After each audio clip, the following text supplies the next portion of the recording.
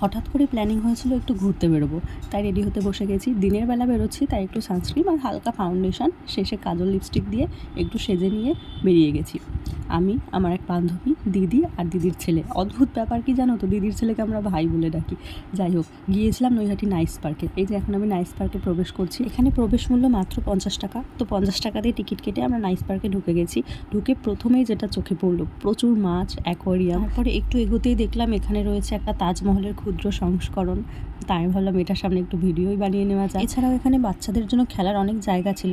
এই যে এখানে ভাই একা একা বসে ঢেকি চড়ছে, কারণ ওখানে আর কোনো বাচ্চা ছিল না, আর আমাদের তো চড়তে দেবে না।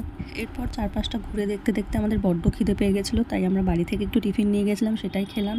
খাওয়া দাওয়া শেষে আমরা হাসি ঠাট্টা ইয়ার্কি নাচ গান করে প্রচুর মজা করেছি। শেষে মনে হলো এত কিছু যখন হলো বোটিংটা আর কেন বাদ থাকবে, তাই বোটিংটাও করে।